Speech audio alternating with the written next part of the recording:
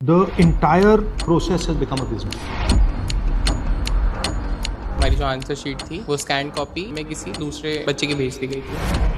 अगर आपका रिजल्ट आया, आपने देखा कि आपके मार्क्स यहाँ पर बढ़ने चाहिए थे, you can apply for reevaluation. Rechecking करने के लिए प्रोसेस क्या है कि पहले first you have to apply for the digital scanned copy of the answer sheet and उसके लिए आपको पेमेंट करनी पड़ती है? Yes, 100 rupees per subject. Then after that justify करना पड़ेगा आपको कि आपके यहाँ पर मार्क्स बढ़ने चाहिए थे, बट सीबीएसई ने या फिर चेकर ने आपको उतने मार्क्स नहीं दे रखे हैं। देश का सबसे बड़ा एजुकेशन बोर्ड, 25,000 से ज्यादा स्कूल, लाखों की संख्या में स्टूडेंट्स और सवालों का घेरा इतना कि अब सीबीएसई खुद नहीं समझ पा रहा है कि आखिरकार उसको जवाब कैसे ढूंढने हैं।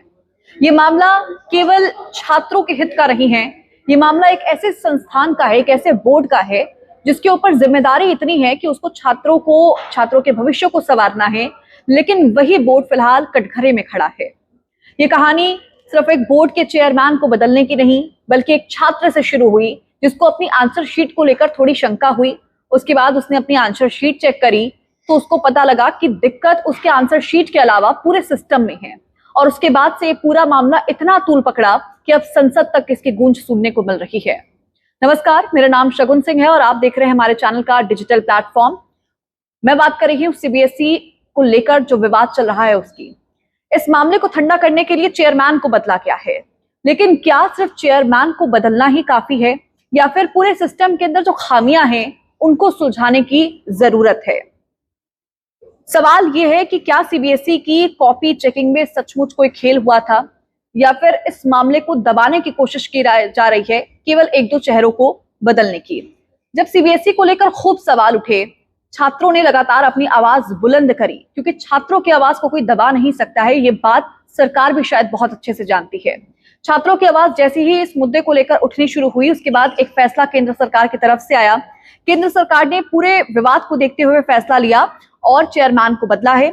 वरिष्ठ आईएएस अधिकारी प्रशांत सीताराम लोखंडे, इनको सीबीएसई का नया चेयरपर्सन नियुक्त कर दिया गया है। 2001 बैच के अधिकारी हो, गृह मंत्रालय में अतिरिक्त सचिव भी रह चुके हैं और अब देश के सबसे बड़े शिक्षा बोर्ड की कमान उनके हाथ में है। लेकिन उनके साथ ही उनके पास जिम्मेदारियां भी खूब ज्यादा हैं। राहुल सिंह की जगह उनका ट्रांसफर किया गया है। आईएएस लोखंडे प्रशासनिक कामकाज के बहुत मंझे हुए खिलाड़ी माने जाते हैं और शायद यही वजह है कि केंद्र सरकार ने उनके ऊपर विश्वास जताया है।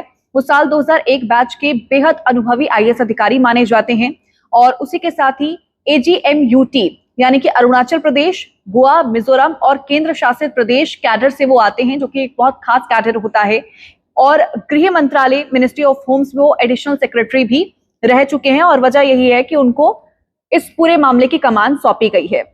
लेकिन सवाल यह है कि क्या केवल प्रशासनिक बदलाव ये किया गया है या फिर जो पिछले कुछ महीने में बोर्ड लगातार सवालों के घेरे में आ रहा है उसको लेकर कोई ऐसी चीज सामने आएगी जिसकी वजह से वो तमाम सवाल जो हैं, जो एक तरह से क्वेश्चन मार्क बड़ा सीबीएसई के ऊपर लगा है, वो यहाँ पर हट पाएंगे।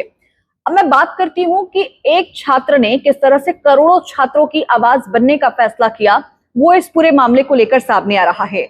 रांची का रहने वाला एक 17 साल का छात्र, नाम उसका सार्थक सिद्धांत, 12वीं की परीक्षा सार्थक ने दी और उसके बाद जब उसका रिजल्ट आया तो रिजल्ट देख के उसको थोड़ी सी हैरानी हुई। उसने डिसाइड किया कि वो अपनी कॉपी चेक कराएगा और जब उसने अपनी स्कैन कॉपी देखी तो सार्थक को उसमें कुछ अजीब नजर आया।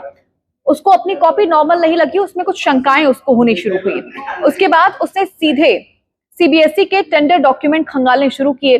सार्थक, जिसको अपना करियर सोचना था, उसने इस पूरे खेल को उजागर करने की कोशिश की। उसके बाद तमाम आरोप सार्थक के द्वारा लगाए गए। जहां पर बड़े बड़े अधिकारी मात्र फाइलों को देखकर टरका देते हैं, साइड में डाल देते हैं, एक वही 17 साल के बच्चे ने इस पूरे फाइल्स को खंगाला, टेंडर की पूरी प्रक्रिया को समझा और उसके बाद आरोपों की बारिश मानो कर दी। अब आरोप जानिए एग्जैक्टली है क्या। सार्थक का आरोप यह है कि ऑन स्क्रीन मार्किंग सिस्टम से जुड़े जो टेंडर थे उसके नियमों में बदलाव किए गए।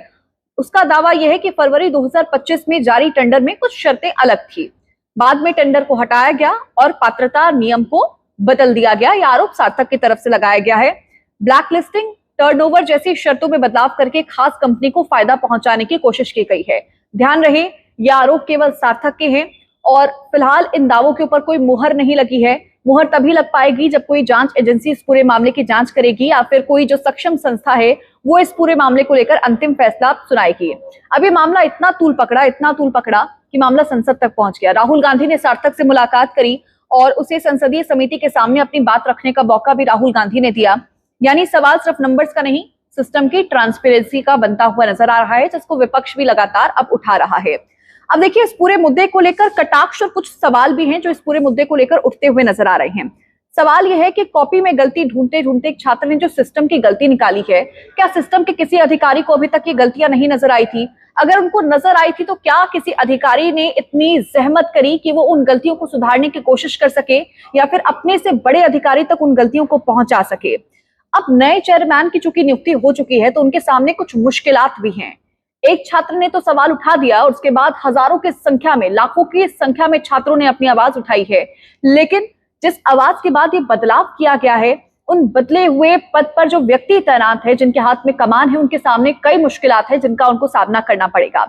सबसे पहले उनके सामने चुनौती प्रशांत सीताराम लोखंडे के सामने है, वो ये है कि वो बिना गड़बड़ी के परीक्षाओं को करवा सके और ताजा विवाद जो कि सीबीएसई के ऊपर उठा हुआ है उसको खत्म कर सके। सबसे बड़ी बात यही है कि अगर छात्रों को विश्वास नहीं हो पाएगा तो किस विश्वास के साथ सीबीएसई अपना एक तरह से चेहरा लोगों को दिखा पाएगा या फिर छात्रों का सामना कर पाएगा। तो ये सीबीएसई की पूरी साख का सवाल है।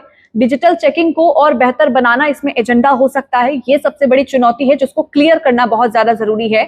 चुनौती नंबर 2 की अगर मैं बात करूं तो चुनौती नंबर 2 ये है कि स्कूल्स और छात्रों के बीच में एक तालमेल बिठाया जा सके, कोऑर्डिनेशन बिठाया जा सके, क्योंकि देश विदेश के 25,000 से ज्यादा स्कूल हैं, लाखों की संख्या में छात्र हैं। आखिर उन लोगों को कोऑर्डिनेट कैसे किया जाए, ये सबसे बड़ी चुनौती फिलहाल सीताराम लोखंडे के सामने नजर आ रही है। अब तीसरी बड़ी चुनौती समझिए एनईपी, यानी कि नेशनल एजुकेशन पॉलिसी को जमीनी स्तर पर लागू करना। ये उनके सामने बहुत बड़ी चुनौती है। नई शिक्षा नीति के तहत नया सिलेबस, नया एग्जाम पैटर्न लागू करना प्रशांत सीताराम लोखंडे के लिए एक चुनौती से बढ़कर जिम्मेदारी भी है। उनके ऊपर यह जिम्मेदारी है कि वो कैसे एनईपी को लागू करवा पाएंगे। बच्चों पर पढ़ाई का प्रेशर कम हो, वो प्रेशर फ्री होके पढ़ पाए, ये उनके ऊपर जिम्मेदारी सबसे बड़ी नजर आ रही है। फिर वही सवाल सिर्फ एक छात्र का नहीं, सवाल लाखों की संख्या में छात्रों का है, क्योंकि शिक्षा व्यवस्था पर लगातार छात्रों का भरोसा टूट रहा है। अब बात आप सीबीएसई से अगर हट कर देखें, कितनी परीक्षाएं हो रही हैं जिनके ऊपर धांधली का आरोप लग रहा है, एग्जाम लीक हो रहे हैं। हाल फिलहाल का आप नीट परीक्षा मामला ले लीजिए, किस तरह से उस मामले के बाद से जो तमाम स्टूडेंट्स हैं, अभ्यर्थी हैं, जो प्रैक्टिस करते हैं, जो सालों साल मेहनत करते हैं, उनका भरोसा इन तमाम संस्थानों से उठता हुआ नजर आ रहा है। अब देखना होगा कि सीबीएसई इन तमाम सवालों के जवाब कैसे देगी और जो चैलेंजेस इनके सामने हैं, बिना गड़बड़ी के परीक्षा कराना, एनईपी को जमीनी स्तर पर लागू करना, छात्रों और टीचर स्कूल्स के बीच में कोऑर्डिनेशन बिठाना, इसको सीताराम लोखंडे कैसे पार करते हैं। आपके इसको लेकर क्या राय है, मुझे कमेंट सेक्शन में प्लीज बताइएगा। और क्या आपको लगता है कि सीबीएसई का जो ये मामला है वो अब जल्द ही शांत हो जाएगा या फिर इस पूरे मामले को लेकर कुछ हल निकल पाएगा?